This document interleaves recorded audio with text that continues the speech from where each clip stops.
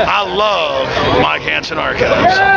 Get ready to run, folks. It's Mike Hanson here, and I like that painting that was done in 1962 of the Come and Take It, and it's a beautiful painting. If you ever want to see that in person, it's at 3307 Highway 90 East Alternate in Gonzales, Texas, at the Independence Motel here. It's in the lobby. That is so beautiful. Well, today I'm here to talk to you about an interview that I found recently that I did in 2000 with Cathrine Matteson. She was one of the oldest Branch Davidians, and she died in, I think she died in 2010. It should be on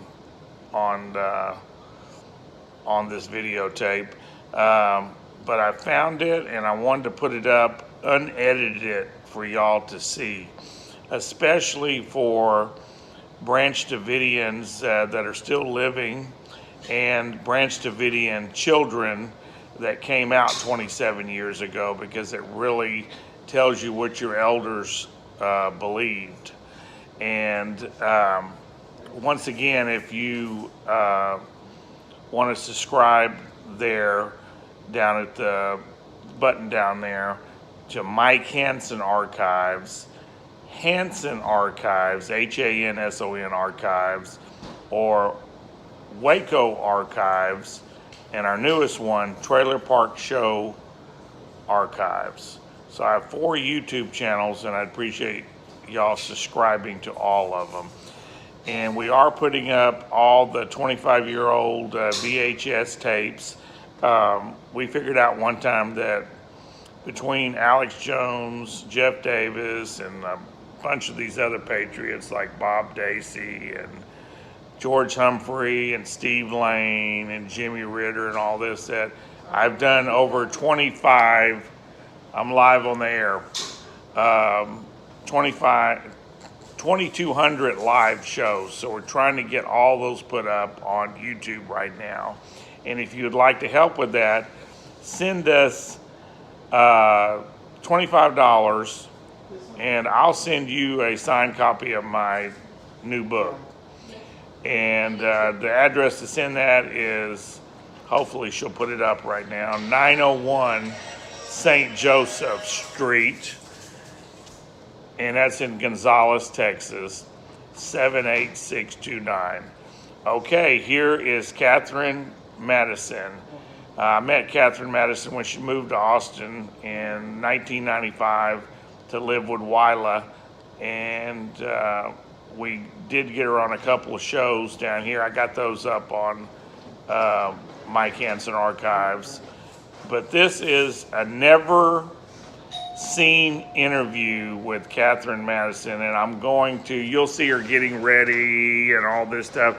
I'm gonna run it for y'all unedited, because I think she has such a good personality and everything. I want y'all to see she really cared about people and the other Branch Davidians, and she's just basically a damn good person. And they were treated so bad by the media and the government. I'm glad we had the chance to rebuild the church for them, and just to get to be with them for 7 months up there in Waco was really great. And here it is, folks. Cathrine Matteson. She's passed away now, but she lives on in this video from the year 2000. Thanks a lot, and God bless. Be sure to help support us. Send us $25 to that address, and we'll send you a signed copy of this book. And we can do a lot of money with a lot of good with $25 that will at least get one more videotape up for history, and that's what we're trying to do. We got all these thousands of tapes to get put up. Hopefully I'll live long enough to see it happen. Thanks a lot, and God bless. And here's Cathrine Matteson. There goes flop. And speak up real good too. Where do you want to stand? I can stand right here. All right. Well, I don't like that mirror. It looks right here in front of all these eagles are good. You know, just tell what you want to tell the people. You know, like you Oh, did. wait a minute, let me think. I want to say. Let me see. Let me see. I don't know if I want that on there. What's that? It's backlighting's hitting you. Hold on. Yeah, you look good right there. Let me see. Well, let me just ask you some questions, and then you can just First fill of in. all, I want to thank everybody.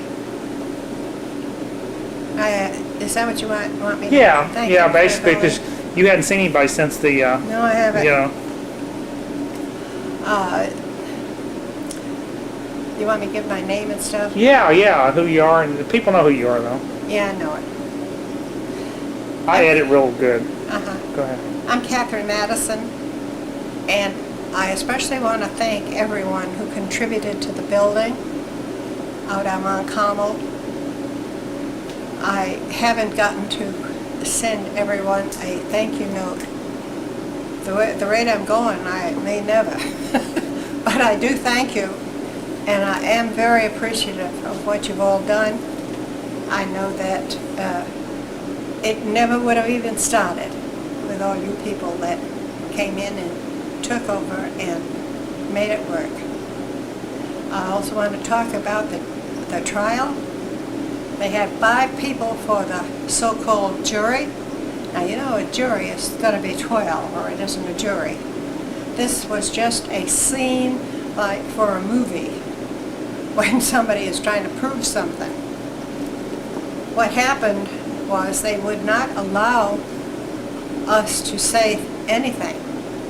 The minute we'd start to say something that would show them up, everybody would run up to the judge and the judge would stop it.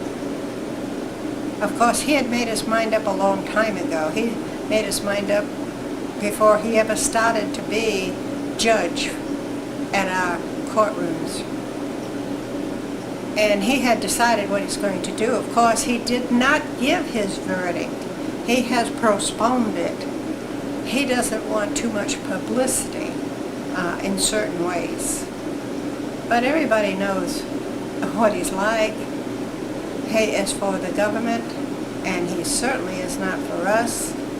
I noticed that when I went in and listened that they had men prepared to prove that we had done the first shooting, which was a lie. I saw the first shots, and they came from the helicopters, and they tried to say there was no helicopters that had done any shooting. Well, I saw them, and I heard them, and they almost sounded like they were in my room. And they were trying to kill David. That's what they were trying to do, because that's how his room gets so full of holes. They wanted us all to be done away with, but there was no way they could do it. They tried, but it just did not succeed. When the trial was on and just before it was finished, the lawyers told us there was papers going to be flying around. In other words, we were going to be back in jail. But they never did that either, because there were too many people that were against them and for us. It takes the people to help put things straight. When a people does not stand up for the right, the enemies take over. And that's what had happened at Mount Carmel. But they are more cautious now. They do not want anyone to group to get upset. The one thing that the New World Order, the reason why it's taken so long for them to get to where they are, is because they've been very stealthful. They have slowly and surely penetrated different areas, done different things to control, but they never have come out and in full force. They're beginning to do that now because they feel that the people are not going to fight. Well, I don't think it's time for guns. That time is coming, but it isn't now. But to stand up and be heard, to stand up and tell the truth, to stand up to educate other people what has happened, that's what we should be doing now. That's what I try to do. When I get a call from all over the country, when they're telling me that I owe a certain amount of money, I always end up telling them about Mount Carmel. And they're amazed. They don't even know it happened. Well, it's our job, the people that know the truth, to get it out. And of course, you know, people say, well, you haven't got the title. We don't need a title. We are entitled to that land. That land belongs to us, and they know it. I know when I see certain sheriffs, they know I belong there. They know that I've lived on that land for over 30 years. They're not going to try to fight me. But, wait a minute. I'll edit. Let me catch a breath. I'll edit. I got questions for you too. Okay. Well, my question won't be, I mean, my voice won't be on here, but your answer. That's all right. A lot of people want to know what, since the dedication, how y'all been using the church, and if y'all are having services out there and all this. Say that. Well, our job right now isn't to try to get in many people to come to church. Our job is to get ourselves in line so that when David comes, we will be ready for that. Then our church will be used to its full extent. We do have people that come in and sit down with us. Few, not many, but I don't expect many now. It isn't time for them. You must realize there are times for everybody. A different time for different people. And if you read what Solomon said, you'll know. There's a time for everything. And when David comes back, which he will, then it will be time for going after the ones that have been hurting the truth and hurting the people who want to understand the truth. There are many people caught up in the one world government, I am sure, that want to get out of it. And they can't. Once you're in, they have you there solid. So I'm not concerned about who is for us or who is against us. I sure appreciate all the people I know, especially the ones in Austin, the different ones around the country that I met, that I never would have met if that church had never been built. But we will finally all get together. And, you know, people think now's the time to get a gun and shoot somebody. No. You have to have a leader in order to do a job correctly. If everybody goes and does their own thing, it's chaos. And that's what Babylon is. You know yourself that the people that were supposedly running the show at Mount Carmel when it was being attacked, the right hand didn't know what the left hand was doing. And that's an absolute fact. But anyway, I do want to thank everybody for all the help and all the support. You don't know how much that means, because this place, Waco, the people are not, I'm not talking about everybody, because I've met many people who are for us and thought it was the worst thing in the world that ever happened. But the moneyed people here who are in control, they don't want anybody here that is against them. They want to get rid of them. But they have to be careful right now. And I'm thankful for that, because someday we won't have to be careful. I will go after them. Another question for you, Catherine. There's a lot of things going around, not on any of our shows, and my voice won't be on here, so just, you have to kind of answer the question where the people know what you're talking about.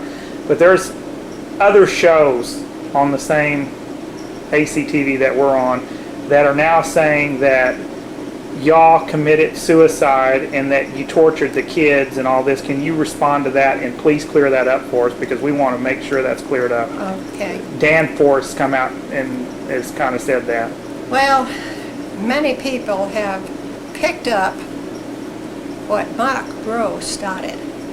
And Mark Grove started that in Australia.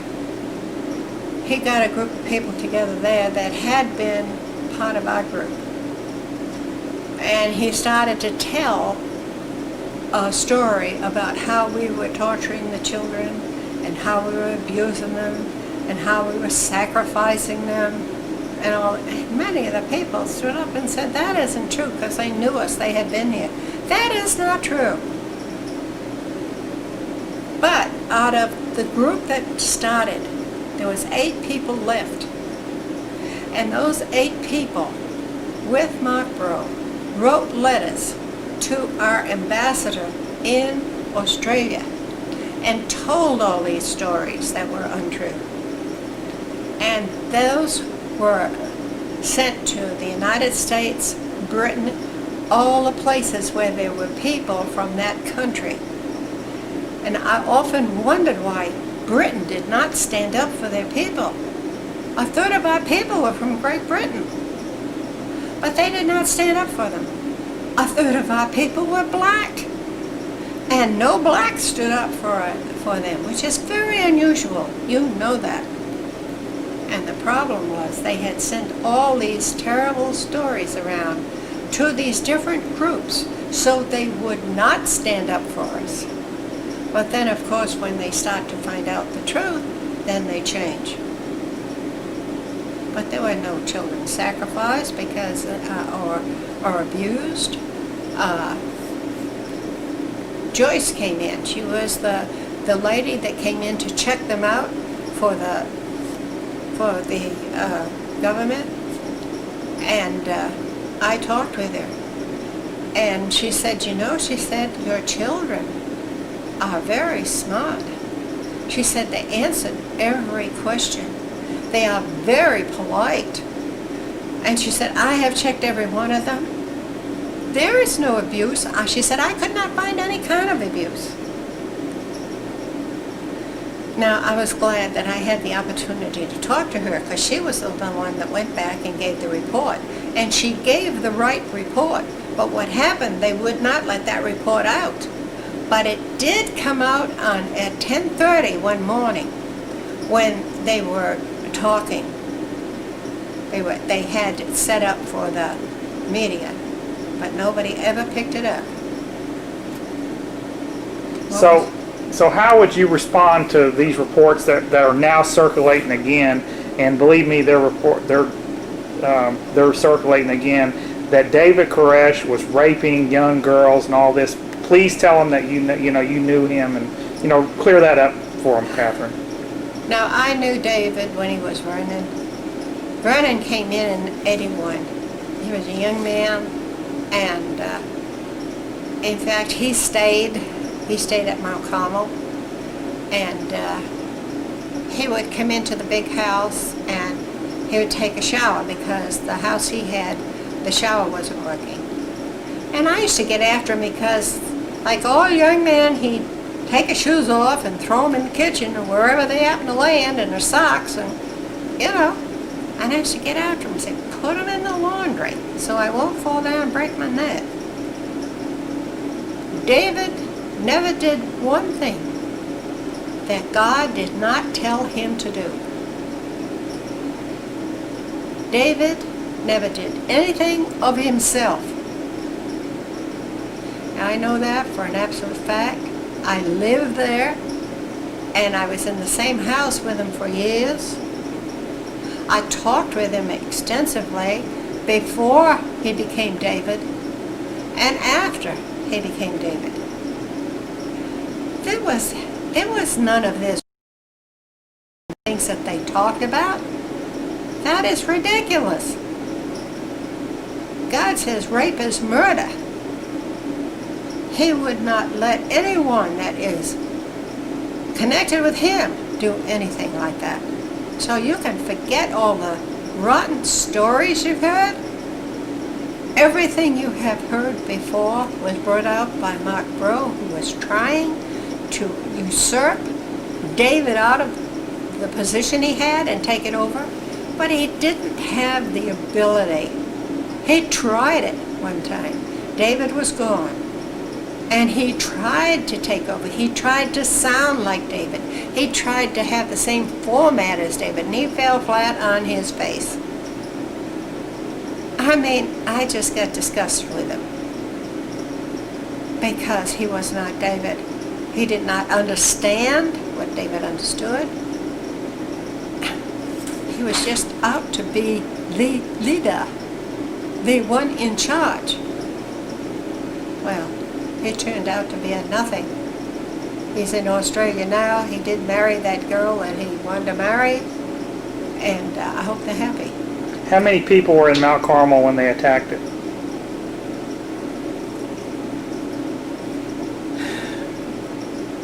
I had it figured out there was more than 80. There was more than that. There was one time when we had 150 there. So I can't say for sure. I know it could be in the 90s.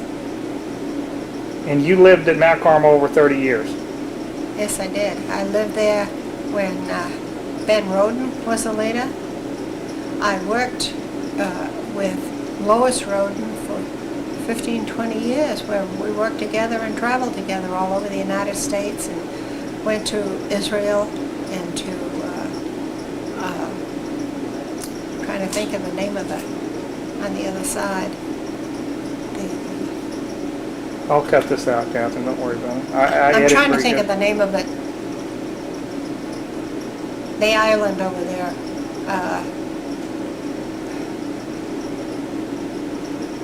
Oh, I can't even think of it. Anyway. Well, let me ask you some more questions, because I'll edit it real good for you. Okay. And put it on I'll send you a copy of the tape. Okay. They're starting to come out with the same old story that David Koresh gave the order to light the fires, and they even got a tape of this supposedly. Can you counter this somehow? But ask the question. I mean, answer the question with my question. You know, it's laughable what they try to do. I remember one morning David came downstairs. When he'd come down lots of times in the morning, it was and tell us something. It was because God had given him something to tell us. And he told us, he said, God told me I was not to commit suicide for any reason. We are not to commit suicide for any reason. And I know that anyone is stupid who's going to burn themselves when they could take a gun or something else and put them out of their misery. If they really wanted to commit suicide, that is not the way to do it. That's not the smart way to commit suicide.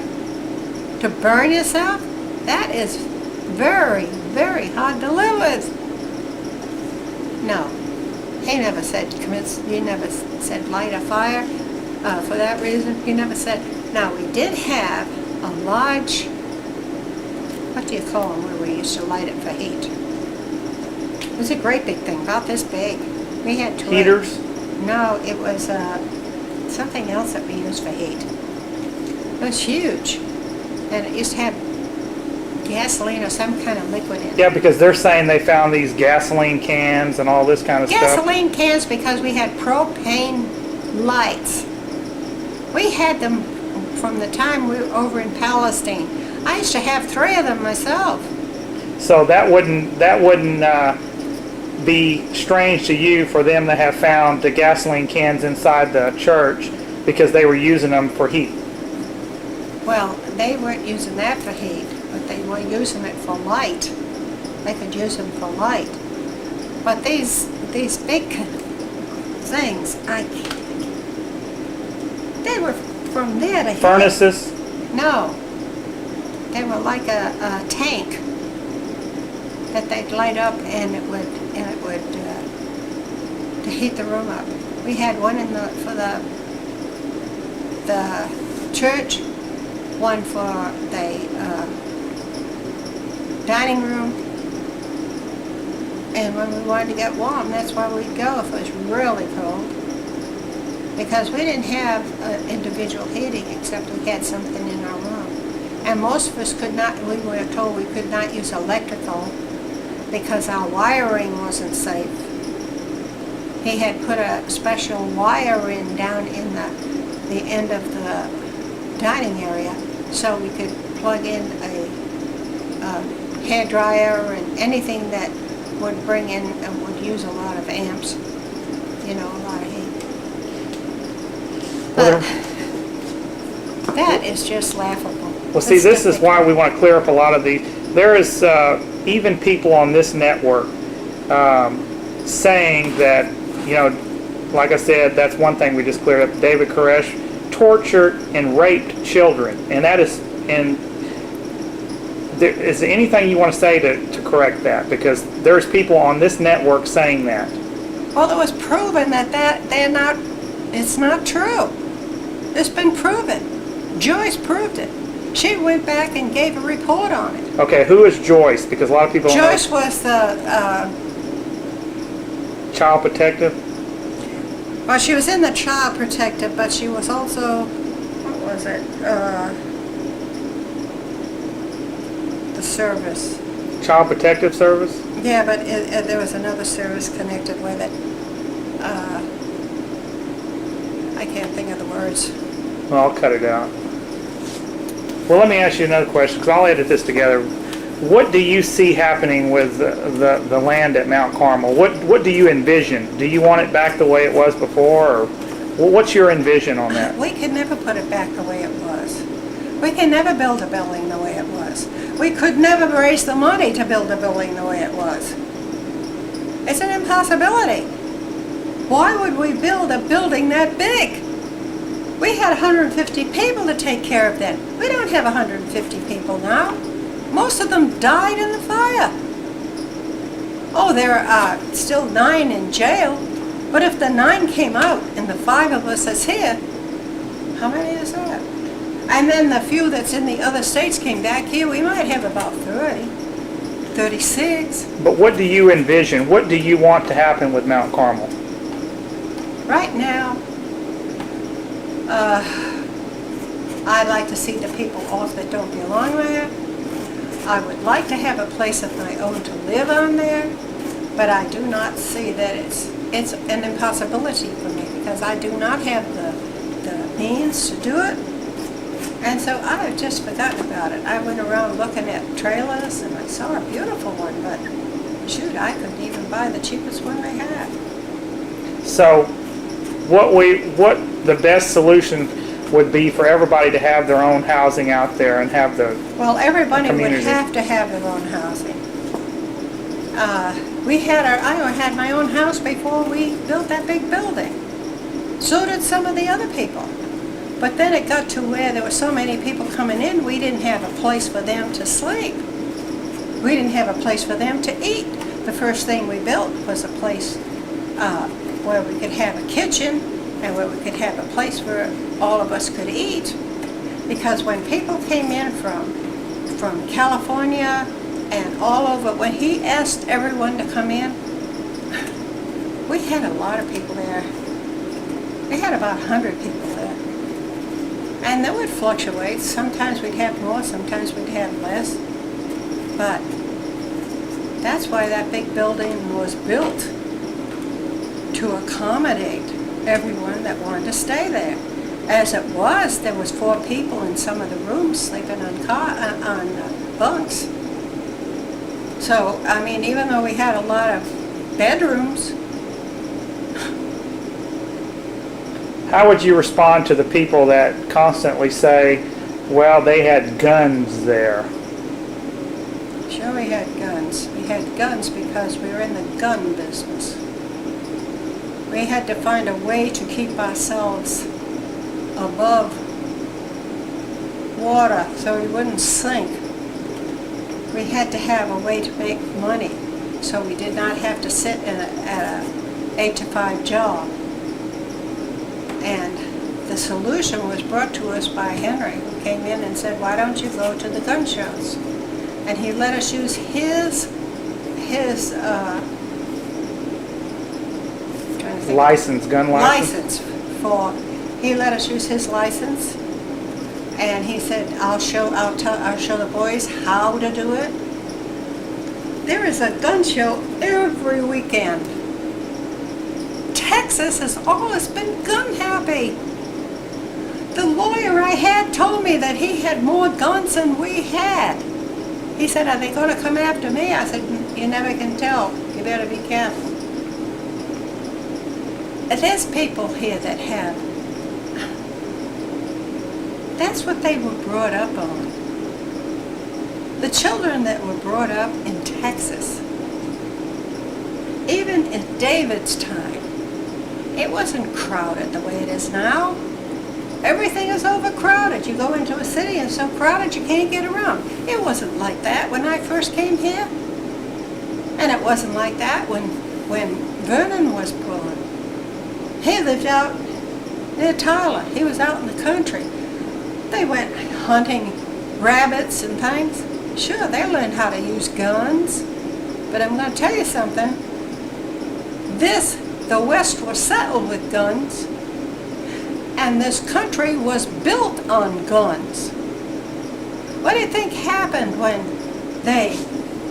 men who are our heroes now, they weren't heroes in their day. They were traitors. They went after the English, who was the government. And you know why they won? Because the English would stand in the line and pull the triggers. These men, I read an article, and it said when England found out how many men were shot during a very small period of time, they were astounded. We won the war by being, what do you call it? Not terrorists. Where they Ambush? Yeah, but They ambush them? what's the name for it? It's Patriots? no. They use it now everywhere. When they want to take a place over. Anyway, they weren't formal army. Everybody took their gun and went out and shot somebody else. That wasn't, they wanted to put Washington and all the men that signed the Declaration of Independence, do you know they wanted to put them all in jail? Do you know a lot of them went into bankruptcy because the people that were in charge got after them, tried to make them stop. How do you think they're going to treat people these days? They're going to do the same thing.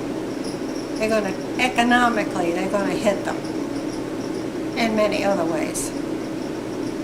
Well, I'm trying to touch on all these things that people are talking about lately. Okay, here's another one that people keep saying, and I hear it over and over and over, that y'all were some kind of a cult. Can you respond to that? Well, do you think the Christians are a cult? Of course they are. They believe in Jesus. One man in charge of a group of millions of people? That's a cult. Now, how do you fight that? You can't. We were not a cult. We were a family. We were small enough to be a family, and we were. And y'all all got along, black, white. That's right. Yellow, red. We had every nationality. We had every color in there. And like David said, one morning he came in, he said, I hate blacks. I hate yellows. I hate reds. He said, I hate whites. He said, you are not that at all. You are light. And that's what we are. We carry the light within us because the light was given to us by David, giving us understanding of God. So we're not black, we're not white, we're not yellow. light. And when you talk to us, you don't know who we are. But we know who we are. And so nothing that you do to the flesh can hurt us. Oh, it hurts the flesh, but it doesn't hurt us. Because what we have stored in our brain will take us through eternity. And I wish every one of you had that. But you've got to want it. And you've got to be willing to work toward it. Thank you very much. Well, wait a minute. I'm not through asking questions. On to- Catherine, just be What's aware the that next- this is going to play. This is going to play on Access TV, and there's about 500,000 people hooked up to that. Okay, what else? So I want you to come out with it and tell the people, because I'm sick and tired of hearing these people that didn't even know David Koresh, and I didn't know David Koresh, but I want you to tell the people exactly what David Koresh was and the lies. Catherine, tell them, hey, I knew him. Well, I knew Vernon when he first came. He gave me the first 5-hour study, just for me. And it was before he and Lois was going over to Israel. They were going over to the office we had there, and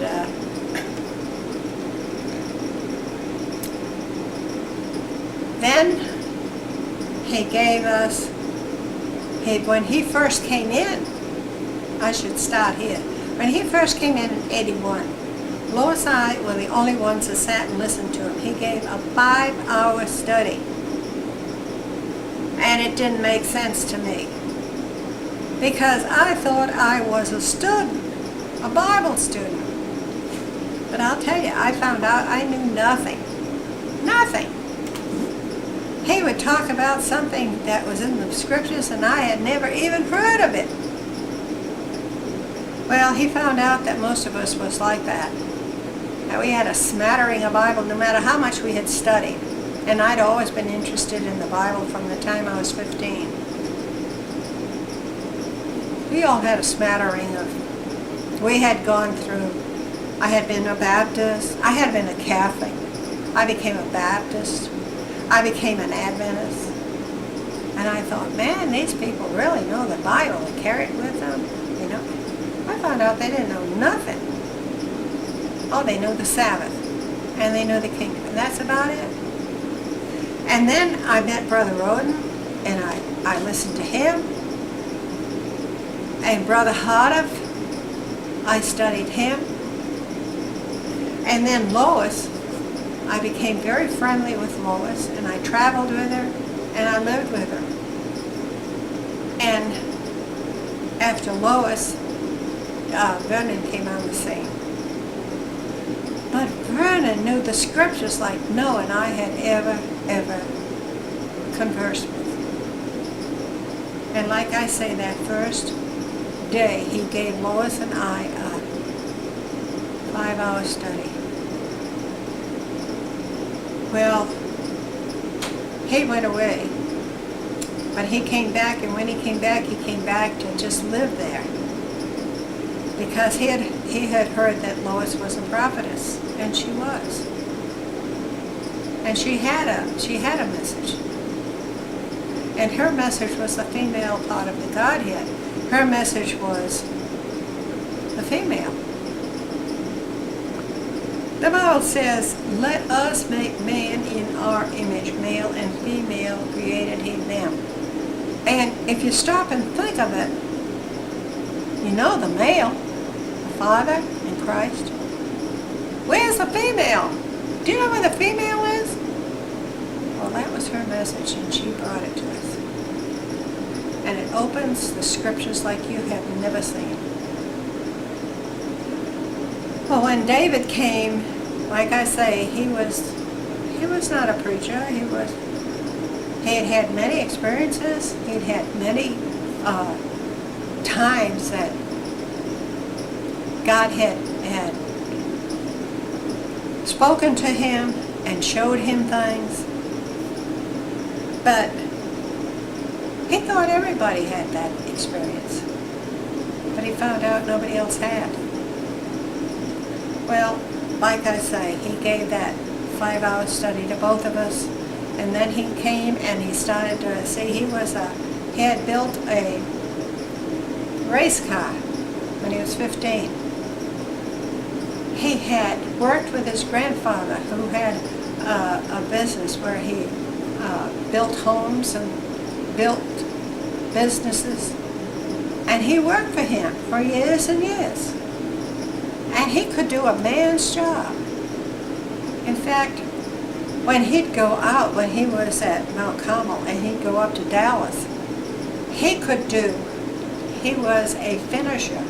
He was a man that he could come in and he could do anything, and he could do the most meticulous work. And he was good at his jobs. So he always could get one. And they paid him top money. The problem was when he'd get so much money, he would quit and he'd go out and evangelize. He was a street evangelizer when we met him. He was interested in young people. He hated to see the young people go into drugs and cigarettes and stuff. Well, like I say, the next time he gave me a 5-hour study was before he went to Israel, where he and Lois were going over to Israel to go to the office and doing things there. And it still was hard for me to keep all this, and I could never give it to anybody. I still can't give it to anybody. There is so much in it. I sat 10 years listening to David show what the Bible was saying. He showed us Paul, what Paul was really talking about. People that uphold Paul don't even understand what Paul is saying. If they did, they'd be astounded. As far as David with the people, the children loved David. He'd come in and he'd sit down. He had a big chair that he sat in. And the children always wanted to go up and sit in his lap. Cathrine, how does it make you feel, though, to see the reports out here that people didn't even know David Koresh, calling him a pedophile, a rapist? How does that make you feel knowing that's not true? Because this needs to be countered. Because, you know, what I understand and what I know, when I hear people like that, I feel sorry for them. I feel sorry that they could be so stupid. You know, David told us what stupidity is.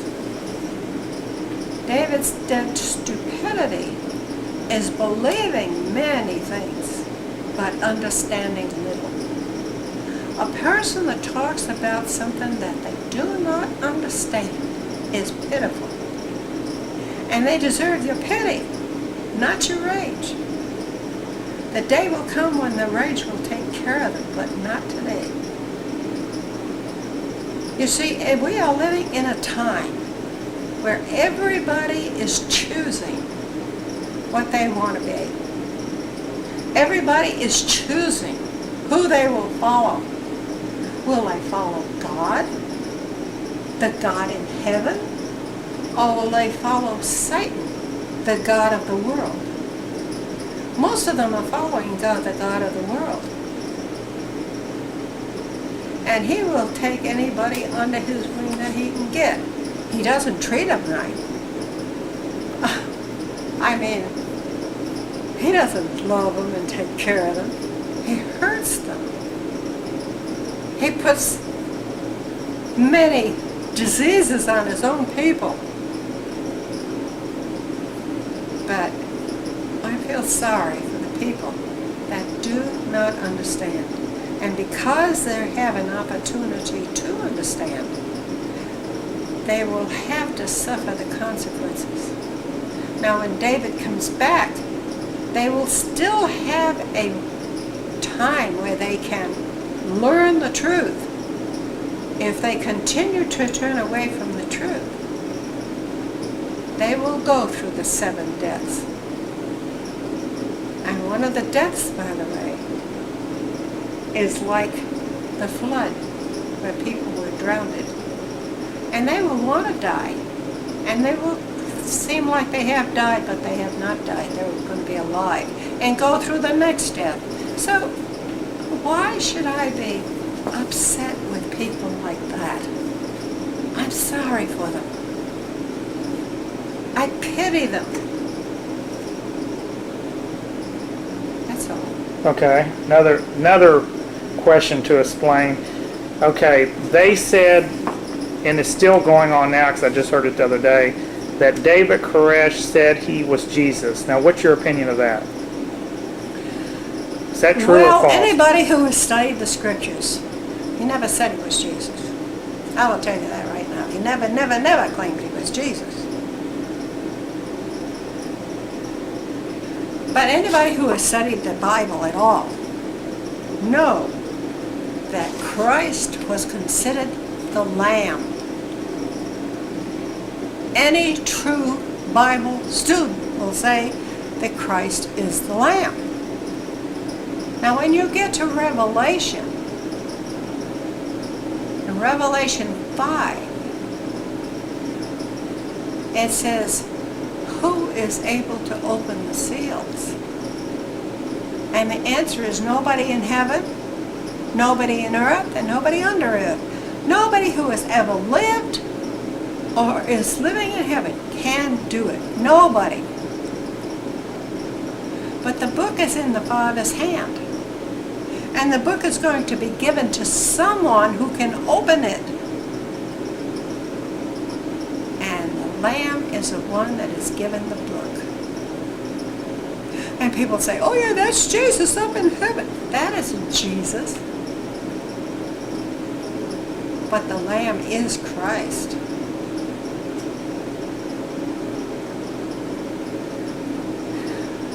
And the only one I know that can open the seals is David. I've never heard anyone that could take the whole Bible and put it together so it made sense. And everything fits together.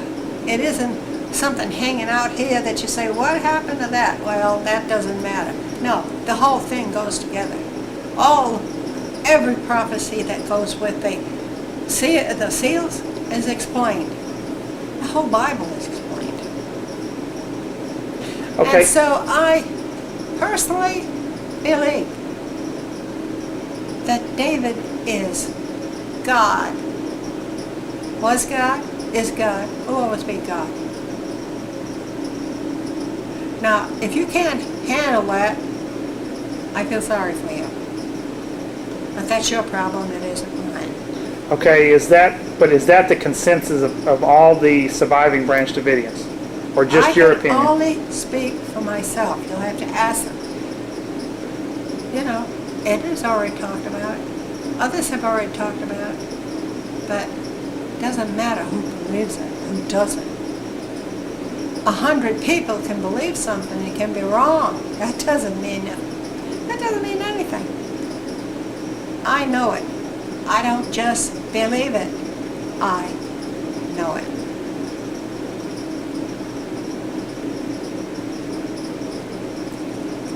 Anything else for the people, Catherine?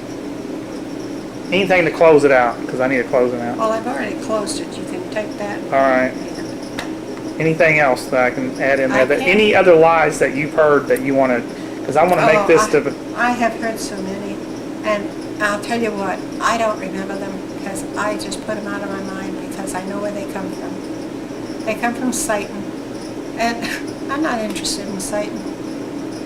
But as far as you're concerned, the Branch Davidians that were living at Mount Carmel in 1993 were good, decent people.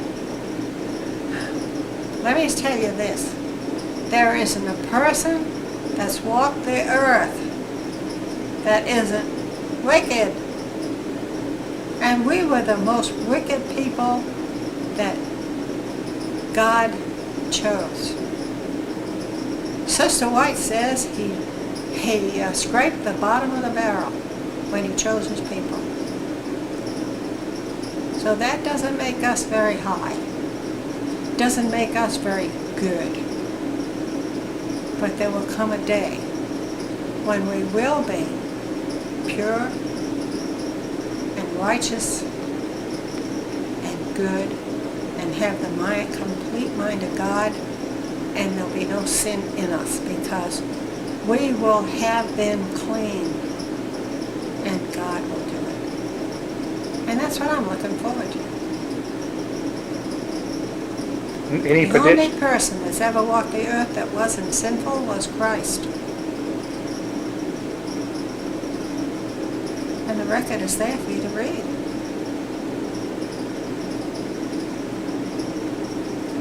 Oh, yes, let me say one more thing. David called himself the sinful Messiah because God... Let me go back. When Christ walked the earth, they couldn't stand him because he was perfect, because he was sinless, and he could not get to the people. Even his own men, he couldn't get to them. People hate somebody who is perfect, or even appear perfect. They can't stand him. But when David came to the earth this time, he was not sinful. He was not pure and without sin. He was a sinful Messiah. What he did, he committed sins that God told him to commit.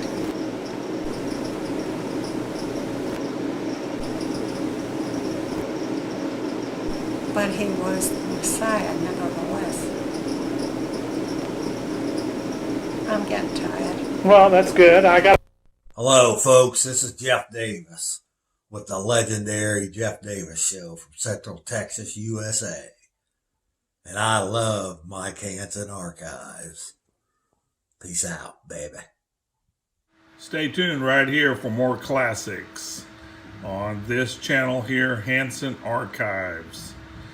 But to fund this station, I'm offering, if you send us $25, we'll send you a signed copy of Bohemian Grove, Cult of Conspiracy. It was forwarded by Tex Mars that just recently passed away. Also, Alex Jones has a chapter in here.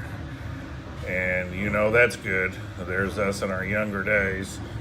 But on the address that you see, send us $25 and we will send you a signed copy, or give us a call at 830-672-3089 and you can put it on a credit card. We'll send it right out. But that's what we need to help fund this channel, folks. So help us get all the classics uploaded to YouTube. We got hundreds and hundreds of old Alex Jones and Jeff Davis and a bunch of other patriots that we need to upload. About 25-year-old tapes.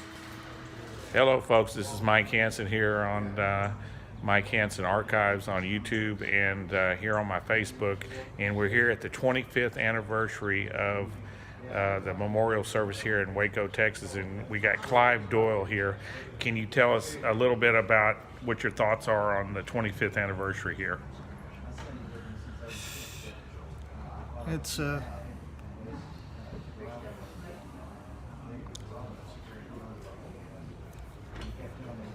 It's all right. Everybody knows you. it's kind of hard. My daughter just died.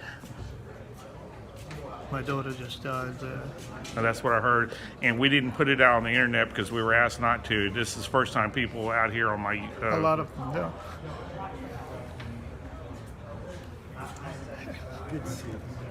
A lot of them don't know yet. that was your first daughter died at Mount Carmel, and this was your another daughter. This is my oldest daughter. It's my youngest that died in the fire. And Karen was coming down, had her plane booked. She was coming down for the memorial and ended up dying in a head-on collision. A drunk driver. People up in Pennsylvania saying that it was deliberate, it wasn't an accident. Tried to run a cop off the road first. I guess the cop avoided it. Tried to run down another woman and she avoided it. Kim was third in line. So they say she died instantly, which is at least she didn't suffer too much. But seems like every year there's a few more to go. Yeah, it's just not many left. Clive, I'm so sorry for all the stuff that's happened to y'all, and hopefully it will get better. But you, like you always say, it's going to be better. It'll get worse before it gets better. Well, but once we're gone here, maybe. Well, you know, KRLD called me this morning. Well, what do you think the government's learned in 25 years? I said, nothing. Except don't have the press there filming everything. How are you doing? There's Desi. Okay, well, we're getting ready to start. Who do you got speaking this year? Phil Arnold, James Tabor, I believe, Cathrine Wessinger, Mary Winborn wants to say a little bit. Good. Oh, I can't wait to see her. So there's a lot of people. All right, well, we're getting started here, folks. I hope y'all can make it here for the 25th anniversary here. And what's the address here? If they can still make it? 701. 701 Jefferson, Waco, Texas. Hope to see you here, folks. It is the best and most comprehensive book on Bohemian Grove, and it's written by Mike Hanson, my old camera guy. Mike Hanson Archives. I gotta get it. Okay, hi Sheila. How you doing? Hi. 25th anniversary Yes, of what I know, happened. sir. How are you? Yes, fine, Right thank here. you. Tell them to come on down. They still got Yes, time. It's yes, live. It's still time. Yeah. Okay. Good And morning. what do you think How are about you? the 25th anniversary, real quick, before we go Sorry in? that it's still 25 years. I'm sorry that it's still taking so long. We want to get home. We want God to come and change all this. Amen. We don't have to think about Absolutely. people being dead. Yes. You know. And look at all this food you brought. Yes. Well, You thank got you. everything? Yes, Well, we I still think got so. time to get here. Okay. April 19th, No, it's just plain bread. 2018. Okay. What time is food? 12:30, 1:45, whatever, 1 o'clock. Okay. All right, come on, park your car and come on in. All right, then. All right, Thank you. thank Okay, you. come All on right, now. folks. Come on, anybody want to come up here? All right, that's it. All right, come on, who wants to lead it? Let Gene go. Go ahead. Yes, sir. Here's All right. Yell it out. God bless the Republic